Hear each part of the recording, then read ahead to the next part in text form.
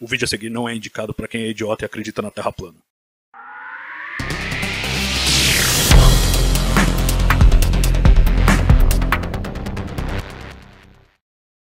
No dia 15 de novembro, segunda-feira, a Rússia resolveu lançar um míssil anti-satélite, testar uma nova arma anti-satélite e destruiu um satélite deles mesmos, o Selena D, que foi lançado em 1982. Era um satélite de órbita baixa, já estava desativado e destruíram. Só que aí aconteceu um efeito filme Gravidade, né? Espalhou mais de 1.500 detritos rastreáveis pela órbita baixa terrestre. Alguns deles chegaram a altitudes ali de 1.000 quilômetros. Estima-se que alguns deles vão demorar anos para reentrar na atmosfera da Terra. Claro, a maior parte vai ser limpa em questão de um ano, mas muita coisa ainda vai sobrar lá. Tem centenas de milhares de detritos menores que não dá para rastrear, que foram espalhados pelo espaço.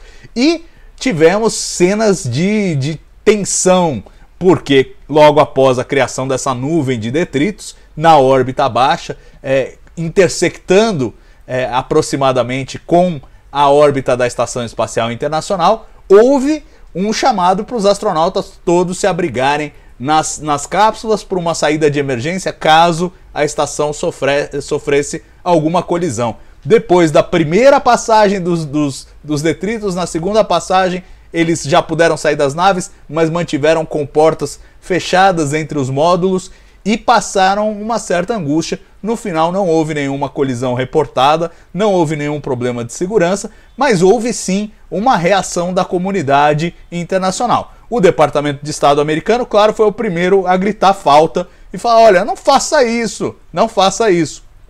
Você colocou em risco o pessoal que está na Estação Espacial Internacional, o pessoal que está na estação chinesa e mais todos os assets, todos os satélites que estão em órbita baixa, inclusive aqueles que o Cássio mais gosta, os Starlinks, que são hoje muito numerosos. Quer dizer, um monte de coisa poderia ser atingido num evento como esse. O Ministério da Defesa russo, por sua vez, disse: olha, não venham com essa conversa, olha aqui o nosso cálculo, os detritos não chegaram a atingir a altitude da Estação Espacial Internacional. Detalhe, apesar disso eles concordaram que os cosmonautas fossem para Soyuz lá em caso de emergência, mas eles dizem: não, estão exagerando e vamos falar a verdade, os americanos testaram aí recentemente arma anti-satélite, os indianos também, os chineses também, agora foi só a nossa vez. O fato é, Cássio, que estamos numa situação realmente dramática, né? Porque parece que de parte a parte, no Ocidente e no Oriente, ninguém está afim de colaborar em manter o espaço da órbita baixa limpinho. E essas demonstrações de força, mais do que estimularem o armamentismo espacial, que me parece uma coisa já meio inevitável a essa altura do campeonato, com o pessoal desenvolvendo, como por exemplo os Estados Unidos criaram a Força Espacial e tem toda essa coisa de hegemonia, e a China crescendo no espaço e a Rússia tentando manter um protagonismo na base do belicismo, porque no soft power ali na ciência, nos grandes feitos está mais difícil. Então me parece um caminho inevitável, mas a gente corre o risco de faz 2, 3 brincadeiras dessa, uma hora vai dar uma merda séria, né? E vai saber como é que nós vamos nos recuperar disso. Como é que você viu esse episódio dessa semana? O que você pensa do que aconteceu? E você vê alguma expectativa de curto e médio prazo do pessoal se entender e falar: olha, vamos parar de fazer isso, que é uma ideia ruim e atrapalha todo mundo. Não é que atrapalha um, atrapalha todo mundo. Se tiver uma nuvem de detritos, não vai ter ninguém que vai conseguir operar com segurança em baixa órbita terrestre. Por aí mesmo. Quando eu vi essa notícia, me perguntaram o que estava acontecendo na estação espacial, a primeira reação foi assim: bom, os russos fizeram aquilo que eles estão planejando fazer desde a década de, 1980, 1990, quando os Estados Unidos deu aquela cartada do programa Star Wars, né? E foi assim, a maneira que eles vislumbraram de ter uma reação à altura, que se efetivou só agora, 20, 30 anos depois, 40 anos depois, dependendo aí de quando a gente começa a contar. Mas então é uma coisa que meio que uma hora ia acontecer. E o que eu acho? Assim, é uma maneira dos russos mostrarem ali as garrinhas, botarem as garrinhas de fora e também testando o terreno, né, para ver até onde vão poder jogar coisas para cima, fazer testes, assim, é crítico, tá? Tudo isso eu estou fazendo uma análise sem ainda entrar nesse âmbito da logística, nesse âmbito da segurança espacial. Mas, assim, estrategicamente, eu acho que eles estão medindo o terreno, ver até onde vai ser possível chegar sem que cause ali uma comoção ou uma reação, não só dos Estados Unidos, mas que entre aí um pool de países, né, um consórcio de países interessados na exploração espacial. Aí vão mobilizar, né, as geopolíticas da vida aí, com China, Índia, Japão e, quem sabe, até a própria comunidade europeia. Mas, além desse ponto, o que você falou, né, você tem ali uma nuvem de detritos, os russos dizem que fizeram cálculo, que não vai pegar, mas isso não tem como garantir. Você tem como garantir, é uma física simples, mas quando você fala de detritos, poucos detritos, numa situação mais controlada, tem a questão do centro de massa, está tudo ali no centro de massa, que vai continuar na mesma órbita do satélite, mas é um evento energético que injeta energia, em outras palavras, e traduzindo, isso vai voar para tudo quanto é lado, e vai fazer com que estilhaços, né, saiam aí em outras direções. Tem um fantasma ali flutuando, como você vê, a Valentina está experimentando gravidade zero ali na porta, e acaba que atinge altitudes maiores, abre em outras órbitas, como você falou, chegou a 1.000 e tantos quilômetros, que é bem alto em termos aí dessas órbitas baixas, né, de satélites comerciais e tudo, e tem o famoso efeito Kessler, né, se não me engano, que é o seguinte, aquilo que foi visto no filme lá do Gravidade, né, então tá controlado e tal, mas desses que atinja um outro satélite, que faça um ponto nevrálgico, que faça uma outra nuvem, e aquilo começa a entrar numa cascata que vai sair do controle. Então, assim, inicialmente a gente tinha controle daquela nuvem, mas que não dá, inclusive, para mapear da Terra, esse fragmento provoca um terceiro. Quando você vê, a órbita baixa tem uma blindagem, tem um cinturão de destroços. E aí entra muito mais do que atingir os Starlinks, porque é justamente no primeiro plano, né, da órbita, desculpa, no primeiro plano das órbitas, mas você entra numa questão de tem essa carapaça, você tem essa blindagem, nem sobe e nem desce, não atravessa. Se acontecer disso, né, espero que não aconteça, não for possível você fazer um resgate dos astronautas, eles estão lá condenados, porque não vai ser possível trazê-los de volta, sem garantir a segurança, e nada vai chegar até lá inteiro para que faça reabastecimento. Então é uma questão, assim, de início,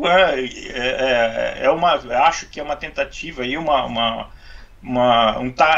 Rússia está tateando nesse terreno, mas é uma brincadeira muito perigosa, né? É uma estratégia muito perigosa, porque pode escapar do controle muito facilmente, né?